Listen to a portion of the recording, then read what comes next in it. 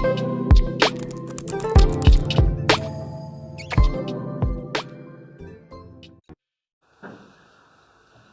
कि विदित है कि हम सब विद्या भारती के विद्यालय से अनुबंधित हैं और हम सब ने पूर्ण रूप से ये कोशिश की है कि नई शिक्षा नीति, राष्ट्रीय शिक्षा नीति जो है, जिसके बारे में हम 3 स्टेप में सभी को सिखाने का प्रयत्न लगातार कर रहे हैं। पहला स्टेप था जिसमें वर्कशॉप इत्यादि चली। सेकेंड स्टेप था जिसमें क्या है कि हम विभिन्न स्कूलों में मैनेज किए।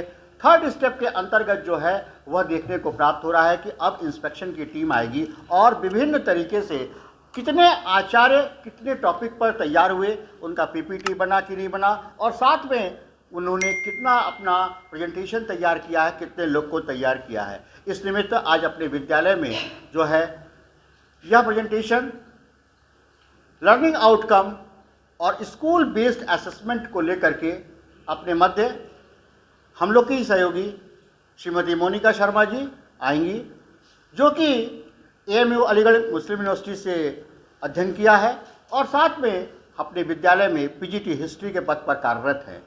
उन्होंने स्वेच्छा से यह बात रखी कि मैं लर्निंग आउटकम को और साथ में अपना स्कूल असेसमेंट जो स्कूल बेस्ड असेसमेंट जो है उसको हम टॉपिक को लेंगे और उसके हिसाब से हम पूरा मैनेज करेंगे। तो कहने का क्या मतलब हुआ कि यह कोशिश होनी चाहिए कि हम इस टॉपिक को सीखें, समझें, क्योंकि 1 अप्रैल 2022 से राष्ट्रीय शिक्षा नीति का जो शुरुआत होने वाली है वो होगी। तो हम सब शिक्षक बंधु इसके लिए तैयार रहें और साथ में जो भी इस कार्यक्रम को देख रहे हैं, व्यवस्थित देख रहे हैं, सारी चीज़ें हैं उसको बिंदुवत नोट करेंगे और इसी प्रकार से लर्निंग आउटकम किस तरीके से क्लास में निकलेगा, कैसे पीयर असेसमेंट होगा, कैसे क्या है सेल्फ असेसमेंट होगा, इन सब बिंदुओं की चर्चा जो है श्रीमती मोनिका शर्मा आए और अपना कार्यक्रम प्रारंभ करें। Thank you, Principal Sir, Vice Principal Sir, and a very good afternoon to all my colleagues. जैसा कि अभी प्रिंसिपल सर ने बताया कि हम एक चेन सिस्टम को फॉलो करते हुए एजुकेशनल पॉलिसी के सभी एस्पेक्ट पर हम लोग चर्चा कर रहे थे। तो उसी एक चेन में मेरा आज का अपना एक सेशन है, उसका टॉपिक रहेगा आज अधिगम के प्रतिफल और विद्यालयी आकलन, यानी learning outcome and school based assessment. New education policy 2020 21वीं सदी की नई एजुकेशन पॉलिसी है, जिसको के कस्तूरी रंगन की अध्यक्षता में प्रस्तुत किया गया है और 108 पेज के ड्राफ्ट में बनी ये एजुकेशन पॉलिसी, जहां एक तरफ भारत की संस्कृति और मूल्यों को बनाते हुए उसको आगे बढ़ाने के लिए प्रस्तुत की गई है, वहीं दूसरी तरफ शिक्षा में सतत बच्चे का विकास करने की भी चेष्टा करने की इसमें कोशिश की गई है। तो आज का जैसे मेरा टॉपिक है ये लर्निंग आउटकम। तो लर्निंग आउटकम में हम आज सीखेंगे पहले तो कि लर्निंग आउटकम ये क्या होते हैं, टीचर की और एक स्टूडेंट की ये लर्निंग आउटकम कैसे हेल्प करते हैं, और new education policy in learning outcome के विषय में क्या बताती है, क्या हमें वो मानदंड देती है कि लर्निंग आउटकम के विषय में क्या मानदंड हमें रखने चाहिए। सेम ऐसे ही स्कूल बेस्ड असेसमेंट का है कि स्कूल बेस्ड असेसमेंट क्या होता है, कितने तरह का होता है, और जो नई एजुकेशन पॉलिसी है वो स्कूल बेस्ड असेसमेंट के बारे में क्या बताती है। तो पहला टॉपिक है इसमें लर्निंग आउटकम। हम टीचर क्लास में जाते हैं, कुछ लर्निंग ऑब्जेक्टिव हम सेट करते हैं। जैसे सेशन शुरू होता है, हमें क्लास मिलती है, क्लास के साथ हमें सब्जेक्ट मिलता है। सब्जेक्ट के अंदर चैप्टर होते हैं, चैप्टर के अंदर कभी वो यूनिट में डिवाइड होता है, फिर चैप्टर आते हैं, फिर चैप्टर के अंदर कंटेंट होता है। कंटेंट के अंदर भी सब कंटेंट होते हैं कि बच्चा इस सिलेबस को क्यों पढ़ेगा, इस चैप्टर को क्यों पढ़ेगा, चैप्टर पढ़ लिया, चैप्टर के लास्ट में बच्चा क्या सीख पाएगा। हमने अपने लर्निंग ऑब्जेक्टिव सेट कर लिए, हम क्लास में गए, एंटर किया हमने चैप्टर कि हम बच्चे को इस चैप्टर के माध्यम से हम बच्चे को क्या क्या सिखा पाएंगे। ठीक, ये हो गया हमारे लर्निंग ऑब्जेक्टिव जो हमने सेट किए कि हम बच्चे को क्या देना चाह रहे हैं इस सब्जेक्ट के या इस टॉपिक के माध्यम से। जब चेक करा हमने बच्चे को, ज़रूरी नहीं है कि जितने हमने लर्निंग ऑब्जेक्टिव सेट किए वो बच्चा सारे के सारे हमारे लर्निंग ऑब्जेक्टिव अचीव कर पाए। तो जो ये लर्निंग आउटकम है ये हमें बताते हैं कि बच्चे ने कितना अचीव किया। एक तरफ तो हमने लर्निंग ऑब्जेक्टिव अपने सेट कर दिए, तो लर्निंग ऑब्जेक्टिव हमारे सेट हुए कब, स्टार्टिंग में, और लर्निंग आउटकम हमारे निकल कर आते हैं जब हमारा सेशन एंड हो जाता है, ठीक है। वो हमारे लर्निंग आउटकम होते हैं। और ये लर्निंग आउटकम बच्चे कितना असेस कर पाया, बच्चा इन लर्निंग आउटकम को कितना गेन कर पाया, जो हमने लर्निंग ऑब्जेक्टिव सेट किए, बच्चा उनको कितना सीख पाया, ये हम कैसे असेस करेंगे। तो उसको असेस करने का तरीका जो है वो सेल्फ असेसमेंट कहलाता है, ठीक है। नेक्स्ट कर दीजिए सर। सीखने के प्रतिफल यानी लर्निंग आउटकम बच्चे के अंदर एक ज्ञान का विकास करते हैं, दक्षता का विकास करते हैं, साथ ही साथ बच्चे के अंदर उसके बिहेवियर में एक चेंज आता है। जब वो बिहेवियर में चेंज आता है, वो पूरा हो जाता है वो चेंज, इसी को हम लर्निंग आउटकम कहते हैं। जब शिक्षा के साथ साथ बच्चे के बिहेवियर में भी चेंज आने लगे, लर्निंग के साथ साथ उसके बिहेवियर में भी चेंज आने लगे, तब हम कह सकते हैं कि हमारा लर्निंग आउटकम हमको मिल गया है। लर्निंग, जैसे कि हमें पता है, सीखना एक कंटिन्यूअस प्रोग्रेसिव प्रोसेस है। हम लाइफ लॉन्ग सीखना हमारा चलता रहता है, हम हर किसी चीज़ से सीखते रहते हैं। ये लर्निंग आउटकम हमारे एक्सपीरियंस में, रिफ्लेक्शन में, और जब हम इसे सीख जाते हैं लर्निंग को, तो हम इसको कहीं भी अप्लाई कर सकते हैं। वो चीज़ हमारी परमानेंट हो जाती है, ये सीखना हमारा परमानेंट हो जाता है। जब हमें लर्निंग आउटकम के रूप में मिल जाती है तभी वो परमानेंट हो पाएगी, हम उसे कहीं और भी अप्लाई कर पाएंगे। इस लर्निंग आउटकम को अलग अलग नामों से जाना जाता है, जैसे अधिगम परिणाम, सीखने के प्रतिफल और अपेक्षित दक्षताएं। यानी हम क्लास में गए, चैप्टर हमने स्टार्ट किया, टॉपिक हमने स्टार्ट किया, पहले लर्निंग ऑब्जेक्टिव हमने सेट कर लिए कि बच्चा ये टॉपिक पढ़ने से ये चीज़ सीख पाएगा, ठीक है। फिर उसके बाद हमने अपना टॉपिक स्टार्ट कर दिया। अब हम ये चेक करेंगे कि वो लर्निंग ऑब्जेक्टिव जो हमने सेट किए, बच्चा उनको अचीव कर पाया या नहीं कर पाया, अचीव भी कर पाया तो कितना कर पाया। जब ये सारी चीज़ें बच्चा अचीव कर लेगा तो उसको बोलेंगे हम लर्निंग आउटकम, और उसको अचीव करने को चेक करने का तरीका कहलाता है स्कूल असेसमेंट। ये सीखने के प्रतिफल कोई नए नहीं है, नए नहीं जोड़े गए हैं लर्निंग आउटकम, इनकी हिस्ट्री बहुत पुरानी है। ये सीखने के प्रतिफल 1992 के नेशनल प्लान ऑफ एक्शन के अंतर्गत भी इनको रखा गया था। फिर इसके बाद जो 12th 5 ईयर प्लान आए, उसमें भी प्राइमरी एजुकेशन को जोड़ देते हुए इन लर्निंग आउटकम को रखा गया था, पर ये अच्छी तरह से फॉलो नहीं हो पाए। इन पर विस्तार से अब नेशनल एजुकेशन पॉलिसी जो नई आई है, नेशनल एजुकेशन पॉलिसी, इसमें इस पर विस्तार से चर्चा की गई है कि अगर एक क्लास में प्री प्राइमरी में बच्चा आ रहा है, अगर वो प्री प्राइमरी बच्चा पास कर लेगा तो उसके सीखने के मानदंड क्या होंगे, पेरेंट्स उससे क्या अपेक्षा करता है कि मेरा बच्चा कितना सीख गया होगा। एक प्री प्राइमरी लेवल बच्चे ने पास कर लिया तो क्या सीखा होगा। ये मानदंड अब न्यू एजुकेशन पॉलिसी के माध्यम से तय किया गया है कि जब प्री प्राइमरी का बच्चा होगा वो बुनियादी शिक्षा, बुनियादी साक्षरता एक सीख चुका होगा। बुनियादी साक्षरता भी कम से कम लिखना और पढ़ना, और इसके साथ साथ वो अंक ज्ञान, ये भी बच्चा सीख गया होगा। तो अब ये पहले से ही डिसाइड होगा कि अगर प्री प्राइमरी बच्चा कर गया तो एक औसत दर्जे का बच्चा, एक एवरेज बच्चा जो होगा वो कितना कुछ सीख पाएगा। एनाटॉमी देखेंगे हम आउटकम की, इसको हम ABC के माध्यम से समझेंगे। A audience, B behaviour, C criteria. मतलब ये जो लर्निंग आउटकम है, लर्निंग आउटकम का जो सेंटर होगा कौन होगा, वो ऑडियंस। ऑडियंस मीन्स ये पूरी एजुकेशन पॉलिसी में सेंटर किसको बनाया गया है, बच्चे को। बच्चा इसमें मेन होगा। और क्या चेंज किया जाएगा इन लर्निंग आउटकम के माध्यम से, उसके बिहेवियर को चेंज किया जाएगा। अगर हमने अपना लर्निंग ऑब्जेक्टिव सेट तो कर लिए, पर हमारे उसके हम पढ़ा लिया, हमने लर्निंग ऑब्जेक्टिव हमने बस बोल दिया कि हमने ये लर्निंग ऑब्जेक्टिव बनाए हैं, पर बच्चे का बिहेवियर बिल्कुल भी चेंज नहीं हो पाया। उसमें वो चीज़ आ ही नहीं पाई जो जिस दक्षता की अपेक्षा हम बच्चे से कर रहे थे, उसमें वो कौशल आ ही नहीं पाया जो हम शुरू में लेके चले थे कि हम चैप्टर जब करवा पाएंगे या हम ये टॉपिक ख़त्म करवा पाएंगे तो हम बच्चे को इतना काबिल कर देंगे कि बच्चा ये लर्निंग ऑब्जेक्टिव जो मैंने बनाए हैं ये बच्चा सीख लेगा, है ना। तो ये जो लर्निंग आउटकम है ये फिर उसके बिहेवियर में दिखने चाहिए। जब वो परमानेंट हो जाएंगे, बच्चा उनको ग्रैस्प कर लेगा, बच्चा उनको सीख लेगा, तो ये उसके बिहेवियर में भी आएंगे, और जब बिहेवियर में आएंगे तभी उसका बिहेवियर चेंज होगा।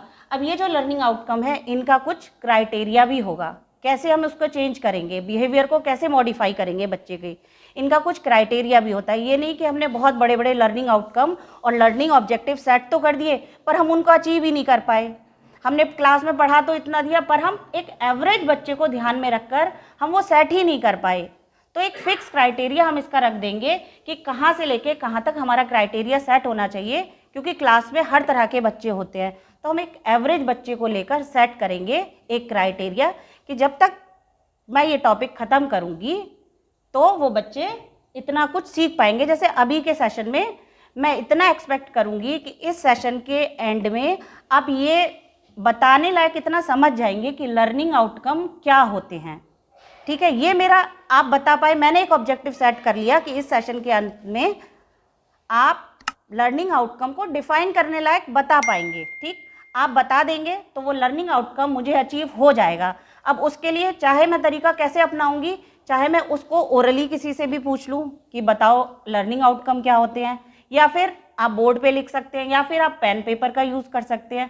ठीक है ना, तो वो जो तरीके मैं यूज़ करूँगी इसको आउटकम को निकलवाने के लिए वो होगा हमारा असेसमेंट, जिससे हम असेस करेंगे। ये जो लर्निंग आउटकम है स्मार्ट टेक्नोलॉजी पर बेस्ड है। जो एक अच्छा लर्निंग आउटकम होता है वो स्मार्ट टेक्नोलॉजी पर बेस्ड होता है। एस जो सिग्निफाई कर रहा है उसमें एस मीन्स स्पेसिफिक। जो हमारे लर्निंग आउटकम है वो स्पेसिफिक होना चाहिए, बच्चे की नीड के अकॉर्डिंग होना चाहिए। बच्चे में जो हम लर्निंग आउटकम को हम बना रहे हैं, लर्निंग ऑब्जेक्टिव हम बता रहे हैं बच्चे का, तो वो ऐसा हो जिसको बच्चा अचीव कर पाए। इतना बड़ा टारगेट हम ना रख दें कि बच्चा उसको अचीव ही ना कर पाए। एम मेजरेबल, ऐसे हों लर्निंग आउटकम जिन्हें हम मेज़र कर पाएँ। जैसे मैंने अभी बताया कि लर्निंग, इस सेशन के बाद आप इतना समझ जाएंगे कि लर्निंग आउटकम क्या होते हैं, तो मैं वो पूछ सकती हूँ। ऐसी कोई चीज़ ना हो जिसे हम मेज़र ही ना कर पाएँ, जिनका हम कैलकुलेशन ही ना कर पाएँ। ए अटेनेबल होने चाहिए, वो अचीवेबल होने चाहिए, बच्चा उनको अटेन कर पाए। इस तरीके से हमें लर्निंग आउटकम सेट करें जिनको बच्चा अटेन कर पाए। और टाइम बाउंड होने चाहिए, टी फॉर टाइम बाउंड होने चाहिए, जिनको हम टाइमली अटेन कर लें। तभी एक सिलेबस हमें प्रोवाइड कराया जाता है क्लास वाइज, जिसको हमें उस फिक्स टाइम पीरियड के अंदर ख़त्म करना होता है। अगर हमारे पास सिलेबस ही नहीं होगा तो फिर तो किसी सब्जेक्ट की कोई लिमिट ही नहीं, हम कितना भी बताते जाएंगे, सब्जेक्ट की का किसी टॉपिक की भी लिमिट नहीं होगी मेरे ख्याल से, क्योंकि कितना होगा हम बता ही नहीं पाएंगे। तो जैसे अभी भी आता है, जैसे प्राइमरी में आता होगा, हमने जब पढ़ा था तभी भी आता था, एक पिक्चर बनाया हुआ होता था, एक स्केच बनाया हुआ होता था और एक स्टोरी पूरी करनी थी। वो डैश डैश करके कहीं एक वर्ड दे दिया, फिर डैश डैश, फिर एक वर्ड दे दिया, फिर डैश डैश, और वो स्केच को देखकर उस स्टोरी को पूरा करना होता था। तो वो स्केच एक तरह से हमारे क्या है, लर्निंग आउटकम ही है, जिनके माध्यम से हमें वो स्टोरी पूरी करनी है। इसी तरह से ये लर्निंग आउटकम हमें ही दिए जाते हैं, जिनके हिसाब से हमें पढ़ाना होता है, हमें क्लास में सेट करना होता है कि बच्चा उनको अचीव कर पाए। अब ये लर्निंग आउटकम कई प्रकार के हो सकते हैं, बौद्धिक प्रतिफल भी हो सकते हैं, संज्ञानात्मक भी, शाब्दिक, शारीरिक और मनोवृत्ति प्रकार के प्रतिफल भी हो सकते हैं। टीचर स्टूडेंट के रिलेशनशिप में अगर देखें, अगर हम पढ़ने पढ़ाने की दृष्टि से देखें तो ये लर्निंग आउटकम 3 तरह के होते हैं। फोकल लर्निंग आउटकम एक ब्रॉड उसमें हो गया, फोकल लर्निंग आउटकम, फिर नेस्टेड लर्निंग आउटकम और सब लर्निंग आउटकम।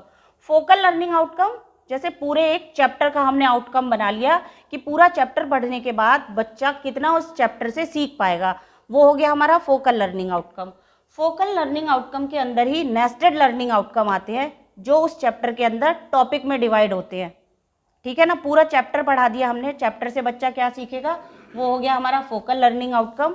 और उस चैप्टर के अंदर जो टॉपिक डिवाइड होगा, टॉपिक पढ़ के बच्चा क्या सीखेगा, वो निकल के आएगा हमारा नेस्टेड लर्निंग आउटकम। और उस नेस्टेड लर्निंग आउटकम के अंदर भी, यानी टॉपिक के अंदर भी जो सब टॉपिक होगा, उससे जो बच्चा आउटकम सीखेगा उसको बोलेंगे सब लर्निंग आउटकम। अब ये जो सीखने के प्रतिफल है, लर्निंग आउटकम है, ये क्यों रखे गए हैं? ये सीखने के प्रतिफल यानी लर्निंग आउटकम 3 तरह से बहुत ज़्यादा इम्पॉर्टेंट है। पहला, बच्चे के लिए तो है ही, लर्नर के लिए इम्पॉर्टेंट तो है ही, टीचर के लिए भी इम्पॉर्टेंट है और असेसमेंट के लिए भी इम्पॉर्टेंट है। बच्चे के लिए क्या है, उसको इफ़ेक्टिवली लर्न करने में ये लर्निंग आउटकम बहुत हेल्प करेंगे। जैसे अभी ये सेशन स्टार्ट हुआ, मैंने इस सेशन के स्टार्टिंग में बोला आपसे कि इस सेशन के बाद आप लर्निंग आउटकम को डिफ़ाइन करने लायक समझ पाएंगे। तो आपका फोकस रहेगा कि लर्निंग आउटकम 1 या 2 लाइन में मुझे डिफ़ाइन करना है, तो मैं इसे सीख जाऊँ, मैं इसे समझ जाऊँ लर्निंग आउटकम है क्या। पर अगर मैं बिना अपना ऑब्जेक्टिव सेट किए, बिना आउटकम सेट किए मैं बताती चली जाऊँगी कि मैं विशेषताएं भी पढ़ा रही हूँ, मैं प्रकार भी बता रही हूँ, मैं मीनिंग भी बता रही हूँ, बीच में इतिहास भी बता रही हूँ, तो फिर कहीं ना कहीं वो क्या होगा, वो बहुत ज़्यादा एक बड़ी चीज़ हो जाएगी। बस एक मैंने छोटा सा लर्निंग आउटकम इसमें ये सेट कर लिया ऑब्जेक्टिव कि आप लर्निंग आउटकम को डिफ़ाइन करने लायक बता पाएंगे, इतना समझ जाएंगे कि लर्निंग आउटकम क्या होते हैं।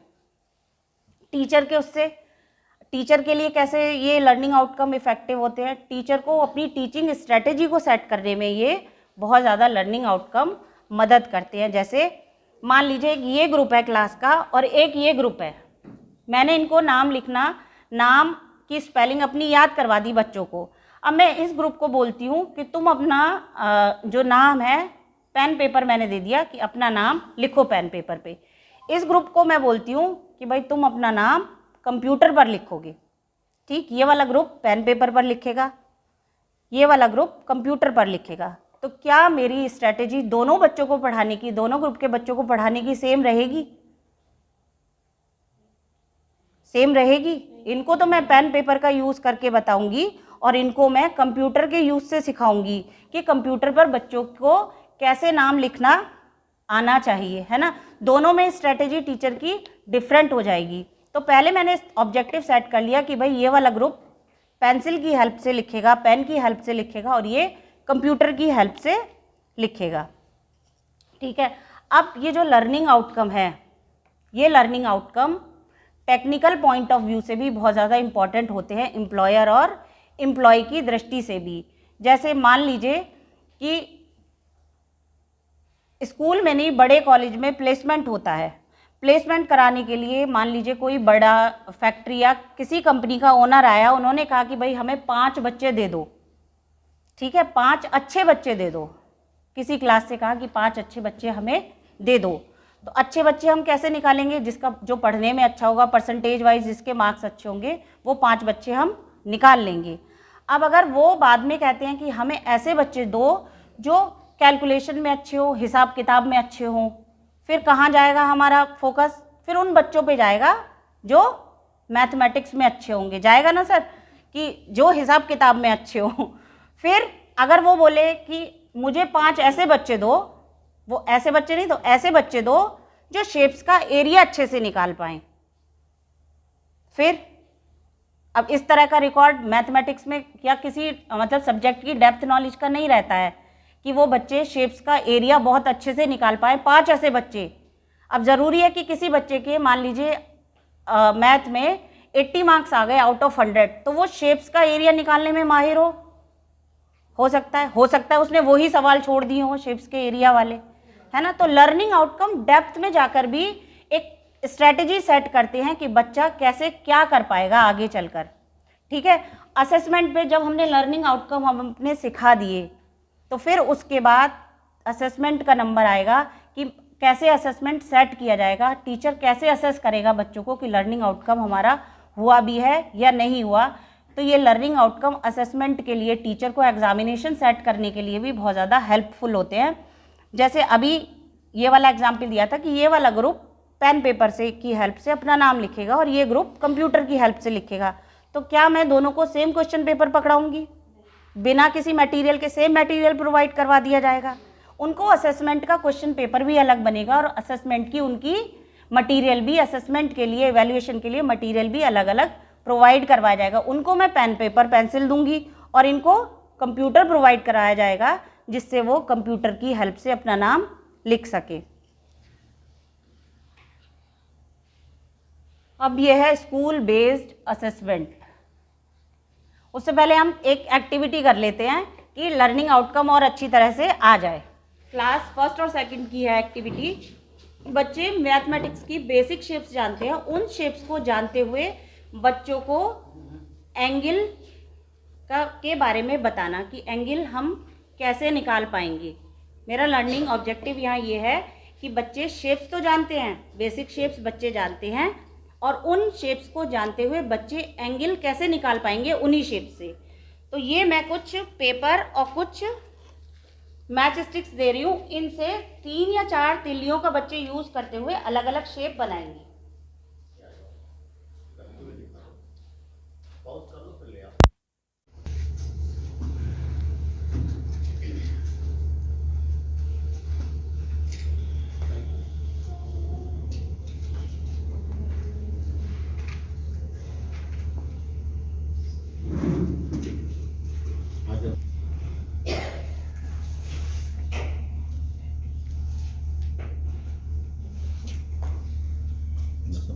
एंगल होंगे किसी फिगर में, क्लोज फिगर की बात हो रही है, ओपन की नहीं। एक जनरल रूल निकल सकता है ना कि जितनी साइड होंगी उतने एंगल होंगे।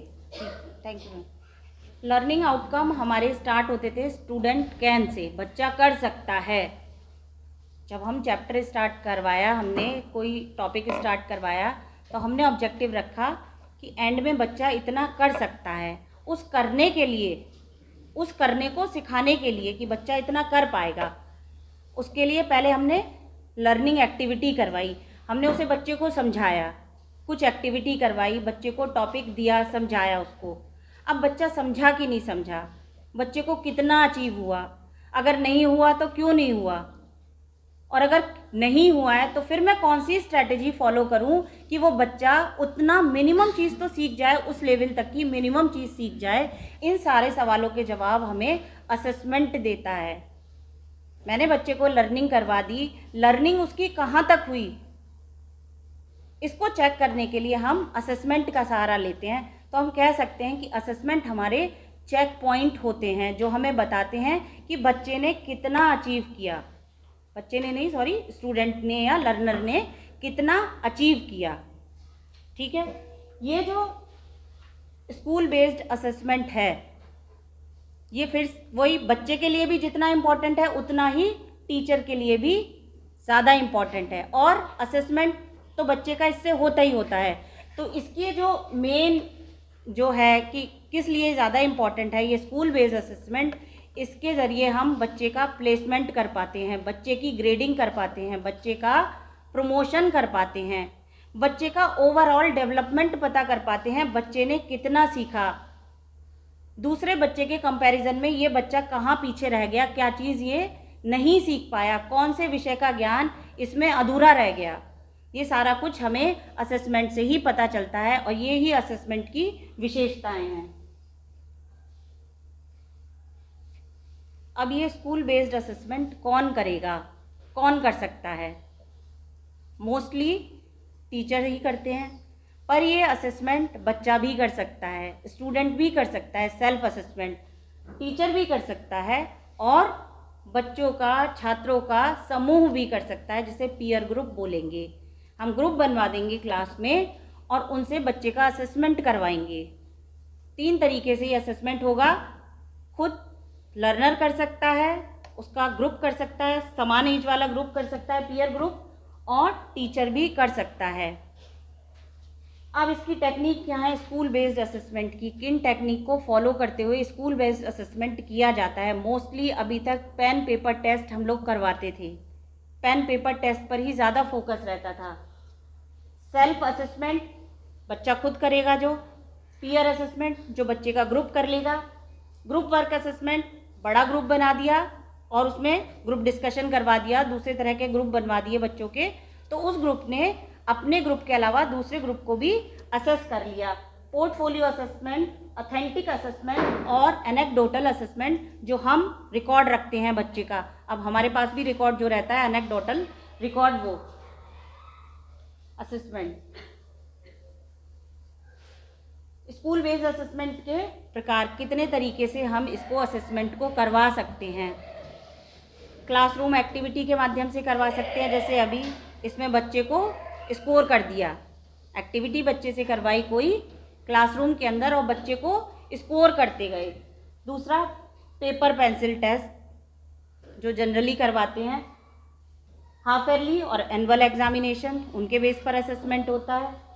रचनात्मक आकलन, कभी बच्चे की क्रिएटिविटी मेज़र करनी है तो रचनात्मक आकलन करते हैं। योगात्मक आकलन और बोर्ड एग्जामिनेशन के तौर पर भी बच्चे का असेसमेंट होता है, जिसके लिए क्लासेस फिक्स कर दी हैं। 12th और 10th में बच्चे का बोर्ड एग्जामिनेशन होता है। बेस लाइन आकलन, एक बेस लाइन बना दी हमने बच्चे की कि इतना सबको अचीव करना ही करना है, इससे कम बच्चा अचीव अगर नहीं कर पाया तो उसका लर्निंग आउटकम नहीं निकल पाएगा। अब विद्यालय आधारित आकलन की मुख्य विशेषताएं क्या हैं, इसकी स्कूल बेस्ड असेसमेंट की क्या हैं। पहले हमारा CCE पैटर्न फॉलो हो रहा है, अभी तक ज़्यादातर CCE पैटर्न फॉलो हो रहा है। तो इसमें जो न्यू एजुकेशनल पॉलिसी अब जो आई है, इसमें असेसमेंट की जो बात की गई है, अब बच्चे का एक फिक्स इंटरवल पर हम असेसमेंट नहीं करेंगे, बल्कि बच्चे का हम बीच बीच में असेसमेंट करते रहेंगे। उससे क्या होगा, बच्चे की रटने की एबिलिटी जो है, बच्चे की रटने की जो प्रवृत्ति एक बन गई है, हमको उसको नहीं नापना है, बच्चे की योग्यता के आधार पर बच्चे का असेसमेंट करना है। उसने कितनी योग्यता आई सीखने की, उसने कितना लेवल एक अचीव कर लिया, बजाय इसके कि उसने कितना रटकर सीखा। यह चाइल्ड ओरिएंटेड होता है और गतिविधि आधारित है। इस आकलन के विषय वस्तु याद रखने रटने की बजाय सीखने के प्रतिफल आधारित योग्यता विकास पर ध्यान देना, यानी रटने पर ज़्यादा हमारा फोकस नहीं रहेगा।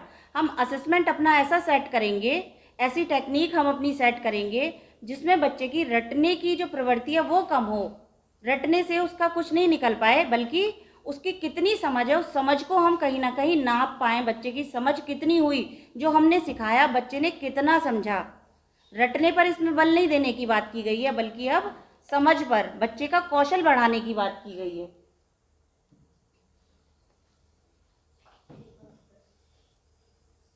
आकलन के दृष्टिकोण, सीखने का आकलन, असेसमेंट ऑफ लर्निंग, ज़्यादातर यही फॉलो कर रहे हैं हम, ये वाला दृष्टिकोण अपना अभी तक फॉलो करते हैं, असेसमेंट ऑफ लर्निंग। बच्चे ने जितना सीख लिया हम उसको असेस करते हैं, कितना बच्चे ने सीख लिया उसके बेस पर हम असेसमेंट कर देते हैं बच्चे का। ज़्यादातर जगह अभी भी क्या है कि एक एनुअल एग्जामिनेशन सेट कर दिया, हाफ ईयरली या मिड टर्म एग्जामिनेशन सेट कर दिया और हमने बच्चे का असेसमेंट कर दिया, पर इससे बच्चे की योग्यता नहीं पता चल पाती, इतनी ज़्यादा योग्यता बच्चे की नहीं पता चल पाती। अब सीखने के लिए आकलन, असेसमेंट फॉर आकलन, इसमें क्या है, हमें बच्चे का असेसमेंट तो करना है, पर उसकी लर्निंग को बढ़ाने के लिए ऐसा असेसमेंट करना है जो बच्चे की लर्निंग में सहायक हो। ऐसा नहीं कि बच्चे ने बस जितना सीखा हमने उसका उतना असेसमेंट कर लिया, बल्कि हमें असेसमेंट ऐसा करना है जो उसकी लर्निंग के लिए हो। इसके लिए हम क्या करेंगे, ज़रूरी नहीं है कि हम फिक्स्ड टाइम ऑफ इंटरवल पर ही बच्चे का असेसमेंट करें कि हमारा पूरा टॉपिक ख़त्म हो जाएगा या हमारा पूरा चैप्टर ख़त्म हो जाएगा तभी हम बच्चे से सुनेंगे या तभी हम टेस्ट लेंगे। हम बीच बीच में भी बच्चे से सुन करके, पूछ करके ये असेसमेंट बच्चे का कर सकते हैं। टीचर है, बच्चे की हर एक्टिविटी पर ध्यान रखती है, उसका पूरी तरह से असेसमेंट हो सकता है हर एक्टिविटी को ध्यान में रखते हुए। नेक्स्ट आता है सीखने के रूप में आकलन, असेसमेंट एज लर्निंग। ये क्या है, ये बच्चा खुद करेगा, उसको जब वो बच्चा खुद अपना असेसमेंट करेगा तो उसको खुद अपनी कमियां पता चल पाएंगी कि क्या कमियां मेरे अंदर हैं, क्या मेरी कमियां ऐसी रह गई जिनकी वजह से मैं नहीं सीख पाया। जब हम उसका कंपैरिजन दूसरे बच्चों से करवाएंगे या उसका असेसमेंट दूसरा बच्चा करेगा, ठीक है, अपना तो उसने बच्चे ने करा और दूसरा बच्चा जब उसका करेगा तो उसको और ज़्यादा कमियां अपनी पता चल पाएंगी। तो ये एक सुधार के लिए भी बच्चे के लिए है, जो उसकी लर्निंग एबिलिटी को इन्हेंस करता है, उसके सीखने की क्षमता को बढ़ाता है। स्कूल के अंदर तीनों तरह के आकलन, जो तीनों तरह के ये असेसमेंट है, इनका एक बैलेंस रूप बनाकर बच्चे का असेसमेंट किया जाना चाहिए। ऐड, ठीक, ये मेरा आउटकम निकल के आया कि बच्चे ऐड कर सकते हैं। ठीक है, मैंने दूसरे टीचर से कहा कि मेरी क्लास के बच्चे ऐड करना सीख गए, कोई भी जाए चेक कर सकता है। ठीक है, वो कोई और टीचर गया और उन्होंने दे दिया, मैंने बच्चे को ये 5 तक का एडिशन सिखाया है, बस 4 नंबर ऐड करके 5 तक का एडिशन ही सिखा कर आई हूँ मैं बस बच्चे को। अब वो टीचर गए, उन्होंने ये सम बच्चे को दे दिया या ये दे दिया, क्या ये बच्चा कर पाएगा? क्या बच्चे कर पाएंगे? क्यों? पर मैंने तो ऑब्जेक्टिव सेट कर दिया था कि स्टूडेंट कैन ऐड, बच्चा ऐड कर सकता है। और जब मैं एडिशन ये वाला यहाँ तक ही मैं सिखा कर आई हूँ, तभी मैं बोल रही हूँ कि बच्चा ऐड कर सकता है। क्या जो मैंने आउटकम बच्चे के लिए सेट किया वो मैंने सही सेट किया था? जो मैं लिख रही हूँ यहाँ, स्टूडेंट कैन ऐड, है? बच्चा नहीं कर पाएगा ना, यहाँ डाउट आ जाएगा ना कि बच्चा करेगा। हो सकता है कोई एक आधा कर ले, पर मोस्टली बच्चे इसको नहीं कर पाएंगे। अगर मैं ये ऑब्जेक्टिव यहाँ ये सेट करती, student can add 1 in first 5 natural number,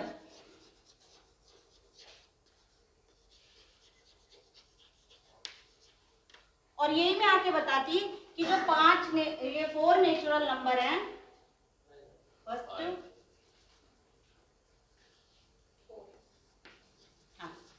कि ये जो 4 नेचुरल नंबर हैं, बच्चा इनमें 1 ऐड करना सीख गया है। ये मैं बाहर किसी से भी आके टीचर से कहती कि अब जाओ कोई भी क्लास को मेरे को चेक कर सकता है, बच्चे 4 नंबर ऐड कर लेंगे, 1 नंबर ऐड कर लेंगे फर्स्ट 4 नेचुरल नंबर के अंदर। तो क्या ये मैंने सेट सही किया है ना? अब सही किया है। कोई भी जाएगा और इन्हीं चारों में से पूछ ले जाकर, तो मोस्टली बच्चे ये कर पाएंगे। तो हमें ऑब्जेक्टिव भी सही सेट करने हैं आउटकम निकलवाने के लिए, ठीक है? यही मेरा क्या था यहाँ, ऑब्जेक्टिव था कि आप कम से कम आउटकम को डिफाइन करना सीख पाएंगे। अब सबने बता दिया कि वो जो पहले लिखा था वो गलत था, तो इसका मतलब जो भी मैंने बोला है थोड़ा बहुत समझ में आया है कि आउटकम क्या होते हैं, है ना? अब आउटकम, हमारे लर्निंग आउटकम, बच्चे को क्या हमने सिखाया? पहले हमने क्या सेट किए थे? लर्निंग ऑब्जेक्टिव सेट किए, ठीक? लर्निंग ऑब्जेक्टिव हमने सेट किए, हमने उसके लर्निंग ऑब्जेक्टिव सेट करने के अकॉर्डिंग ही हमने अपनी टीचिंग स्ट्रेटेजी को अपनाते हुए उस अपनी लर्निंग प्रोसेस को स्टार्ट कर दिया। बच्चे को हमने दे दिया जो हमें कंटेंट देना था, ठीक है? अब मैं ये नहीं कह सकती कि मेरा लर्निंग आउटकम हो गया। कब तक नहीं कह सकती? जब तक मैं उसका असेसमेंट नहीं कर लूँगी। तो ये असेसमेंट लर्निंग आउटकम का ही एक पार्ट है। न्यू एजुकेशन पॉलिसी असेसमेंट के लिए क्या कहती है? न्यू एजुकेशन पॉलिसी असेसमेंट के लिए ये बताती है कि अब बच्चे का प्रोग्रेस रिपोर्ट, रिजल्ट कार्ड नहीं, प्रोग्रेस रिपोर्ट एक नए डिज़ाइन में तैयार किया जाएगा, जिसमें बच्चे का 360 डिग्री ओवरऑल डेवलपमेंट होगा। बच्चे का पूरे डेवलपमेंट पर जोर देकर उसका पूरा डेवलपमेंट पता किया जाएगा, जिसमें उसके पेरेंट्स को भी शामिल किया जाएगा कि बच्चे की कहाँ क्या कमियां रह गई। इन डेप्थ बच्चे का पूरा सब कुछ चेक होगा। इसके लिए बच्चे का टाइम पर परीक्षण करने के लिए कि बच्चे ने क्या सीखा है, नेशनल असेसमेंट सर्वे भी किया जाएगा। एक नेशनल असेसमेंट सर्वे भी करवाया जाएगा कि बच्चे ने क्या सीखा है, कहाँ तक हम अपने आउटकम को अचीव कर पाए हैं, ठीक है? डिजिटल लाइब्रेरी बनाने और ज़्यादा बढ़ाने की बात कही गई है, वर्चुअल लैब विकसित करने की बात की गई है, योगा, कला, इनके माध्यम से बच्चों के अंदर और ज़्यादा स्किल डेवलपमेंट करने की बात की गई है। तो अब ये जो न्यू एजुकेशन पॉलिसी आई है, इसमें बच्चे का ओवरऑल डेवलपमेंट जो होगा उस पर जोर देने की बात कही गई है। सेंटर सारा बच्चे को बनाया गया है। New education policy child oriented है और बच्चे को रटने की प्रवृत्ति से दूर करते हुए उसकी योग्यता पर बल, जिससे उसकी योग्यता निकल कर आए, उस पर बल देकर उसको शिक्षा के गुणवत्तापूर्ण शिक्षा प्रदान करते हुए बच्चे का ओवरऑल डेवलपमेंट करने की बात कही गई है।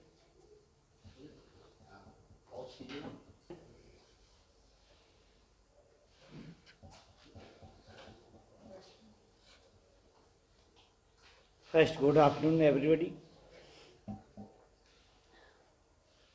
हालांकि मोनिका जी ने बहुत सारी बातें बताई, लेकिन उसमें यह है कि बच्चे को हम रटने की बजाय उसका जो ओवरऑल डेवलपमेंट है उस पर ध्यान दें और उसका हर पहलू पर केवल पढ़ाई से ही नहीं, रचनात्मक कार्य कुछ करके सीखना है और भी बहुत सारी बातें जिससे कि उसका सर्वांगीण विकास हो सके और वह आगे बढ़ सके। तो इसमें बहुत सारी और भी चीज़ें बताई हैं, जैसे वर्चुअल लैब है, डिजिटल लाइब्रेरी है, ऐसी चीज़ें खोलकर बच्चों का और आगे ले जाया जा सके और उनका सर्वांगीण विकास उनको प्रदान किया जा सके। ये सभी बातें मैडम जी ने बताई हैं। Thank you. जो मैंने यहाँ पर सुना, learning outcome main to set the strategies in his or her mind, यानी कि सबसे पहले हमको अपने दिमाग में स्ट्रेटजी सेट करना लर्निंग आउटकम बच्चे को सिखाने से पहले, कि हमें इतना पार्ट बच्चे को सिखाना है, इतना पढ़ाना है, इसमें हमारी उसकी आवश्यकता क्या होगी, कि हम इससे अपेक्षा करते हैं कि ये क्या सीख ले। उसके बाद जब हम स्ट्रेटजी सेट कर लेंगे तो बच्चा कितना उसको ग्रैस्प किया है, फिर उसका असेसमेंट हो जाएगा। That is outcome and assessment. आज यह एक दिवसीय कार्यशाला राष्ट्रीय शिक्षा नीति के लिए, और उसमें लर्निंग आउटकम और स्कूल असेसमेंट को, जिसको कहते हैं स्कूल बेस्ड असेसमेंट, जो कि राष्ट्रीय शिक्षा नीति में 360 डिग्री की बात कर रहे हैं। मतलब कहना है कि केवल टीचर ही नहीं, टीचर के साथ साथ जो है स्टूडेंट भी हो सकता है, सहपाठी भी हो सकता है, स्कूल का चपरासी भी हो सकता है, माता पिता भी हो सकते हैं, अन्य पढ़ाने वाले टीचर हो सकते हैं। सबका जो इवैल्यूएशन होगा उसके द्वारा प्रोग्रेस रिपोर्ट बनाया जाएगा। तो स्कूल बेस्ड असेसमेंट तो ये चीज़ हो गई।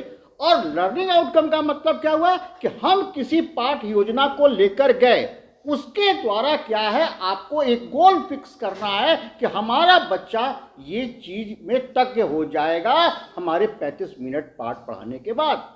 और यदि उसका हमने असेसमेंट किया, जैसे कि अभी यहाँ पे देखा गया, स्टेप्स बताया गया कि एक नंबर जोड़ने में जो 4 है, 1 + 1 2, 1 + 2 3, 1 + 3 4, 1 + 4 5, यहाँ तक जो है वो बच्चे का गोल सेट किया गया और वो वहाँ तक पूर्ण हो गया। लेकिन उससे अतिरिक्त यदि गए तो बच्चा गायब हो गया। तो कहने का मतलब क्या, वह आदर्श शिक्षक जो कि कहीं पर भी यदि अपना क्लास में पढ़ा रहा है, वो अपना निर्धारित गोल सेट करे और उसके बाद अपना जो है पठन पाठन एक्टिविटीज इत्यादि के द्वारा पूर्ण करे, और उसके बाद लर्निंग आउटकम उसका क्या निकला, उसका रिजल्ट क्या निकला, वह बच्चा कितना सीखा, कितना जीवन में उसको आत्मसात किया, कितना उसके बिहेवियर में चेंज आया, यह सब माने रखता है लर्निंग आउटकम में। क्योंकि सीखना केवल रटंत विद्या नहीं है, उस सीखने से हमारे क्या है, बिहेव में चेंज आना चाहिए।